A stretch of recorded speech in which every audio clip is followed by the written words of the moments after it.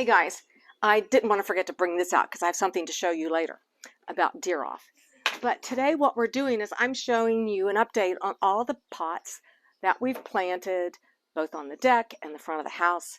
And so let's get started. The first one is, this is that perennial pot planted from, this is its second year, with ostrich fern, painted fern, and my hostas.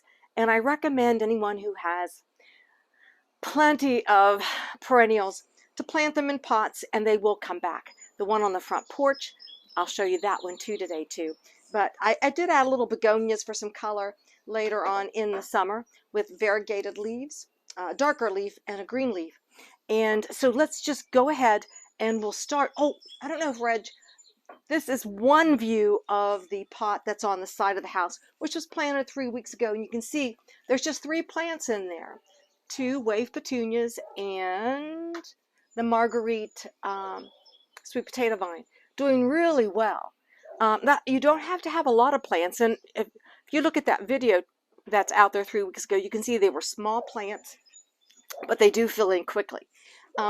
So let's go forward here, and I'm going to go down on this deck and show you in this nice pot my Draper blueberry survive those spring colds, spring frosts, and full of blueberries. This morning there was a blue jay sitting on the railing, and I thought, oh gosh, he knows something I don't, because they can tell when the berries are ripe, but these aren't even near ripe. Once they are purple, I will put the netting over this blueberry bush, and I'll be able to eat off of it and freeze it. What a terrific plant it's been. It is the Draper blueberry is made to be put in pots. So for anyone who wants to deck garden, this blueberry is awesome.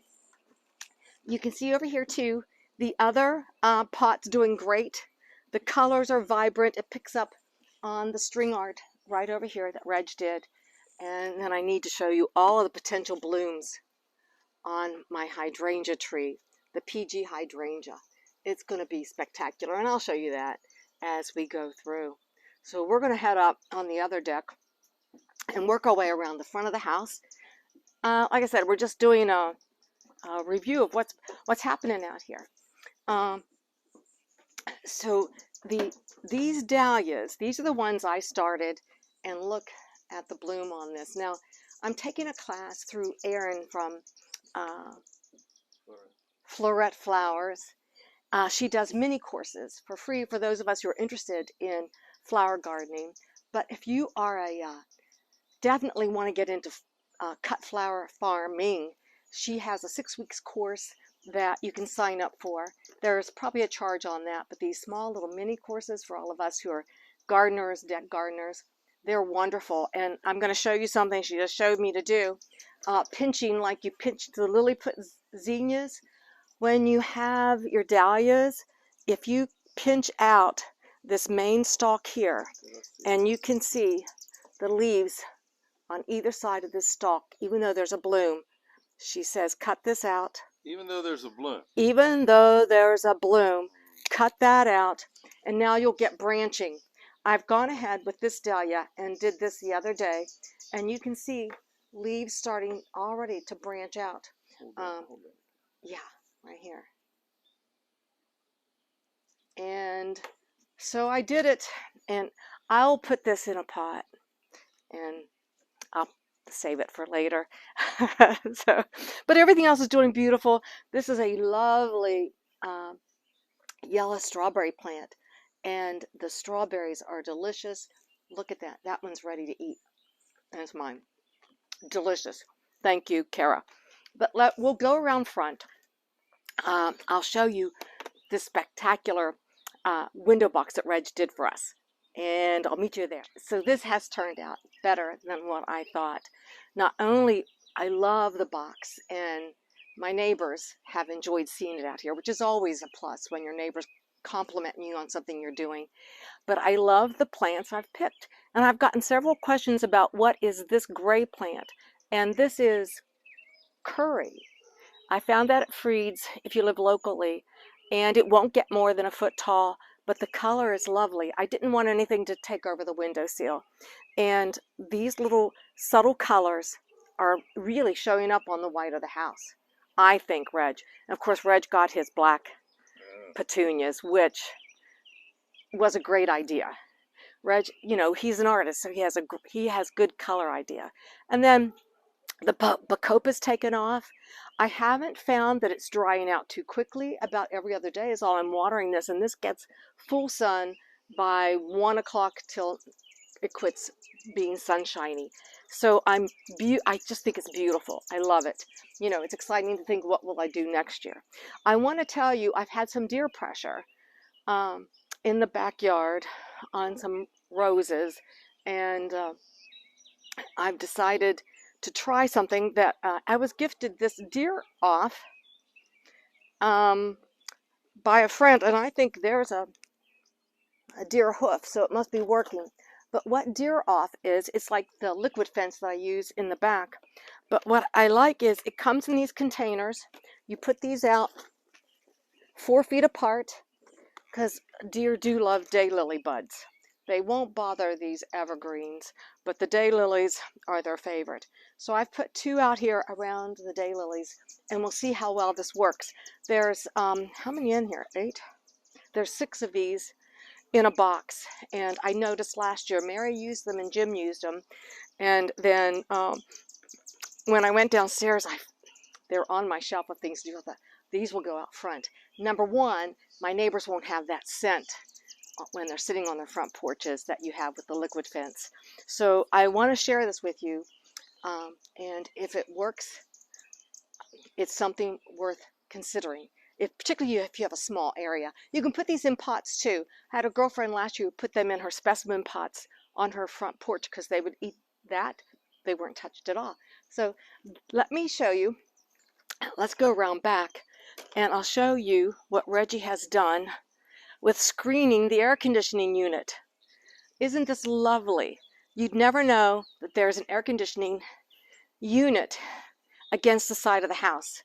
And because I visit with my neighbors, I like looking at this rather than looking at the unit, and who wouldn't? These plants, I don't think I showed that video where I just took out this creeping phlox, stuck it in the ground. We had these beautiful stones, which added to softening the edge. Now when we come around here, this looks lovely, but what Reggie's in the middle of, this area here, when it rains, because of the drop in elevation, we've had trouble with heavy rains coming down the side of this this flower bed, and it all ends up on that lower patio. Look what Reg has done. He has put in a drain in the last week, very professionally, Reg, I'm impressed, with concrete.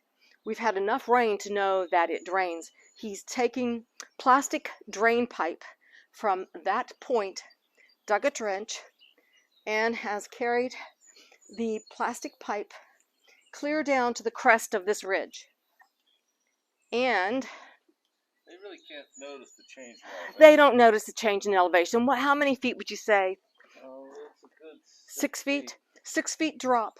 And you can see the end of the drain, and it'll just filter down into the yard without, hopefully, it will reduce the amount of water that's left on that lower patio. So, since I took the drain, now I got to rebuild. Yeah. Now, since you took the drain out, one project leads to another. You know, when you have a home and you have a garden, it's not always about the plants, it's about the structures, the functions. So what was happening, because we had a lovely black retaining wall where the water has laid, it started rotting it out. So Reg says that's got to go, and nothing would do. He loves to build stone walls, and he's been out gathering more stone. This is how it started. We've decided for better draining too. He's got that thought. Once we build back the step, it'll be some type of rock gravel that will help water to drain better. We weren't going to take this piece out. Have we decided we're taking this? Okay, Reggie decided this morning.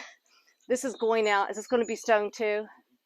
So we're in the process of changing this whole retaining structure to stone and rock. and we'll keep you updated on that because it'll just be lovely. We have tons. Our neighbors have donated rock. Reggie's been looking for rock. It takes a lot, but we're not in any hurry anymore. So this will be finished.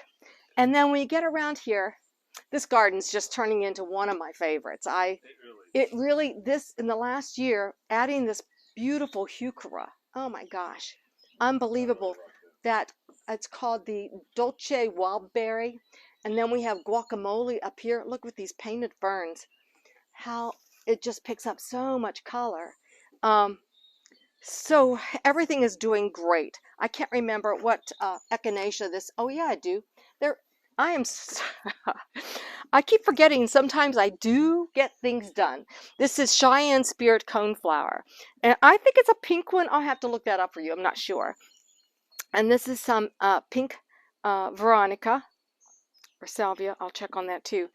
But the peonies have almost quit blooming, and they were fantastic. I was able to do the wedding that I talked about with tons of peony blossoms in here. We finally have, look at the tomatoes on my Sweet 100s.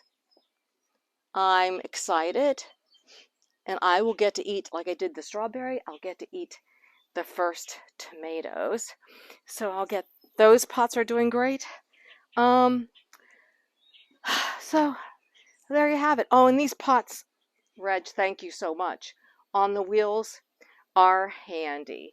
But that's it for updating you on all the pots and some of the spring projects we're doing that not we, but Reg is doing for us.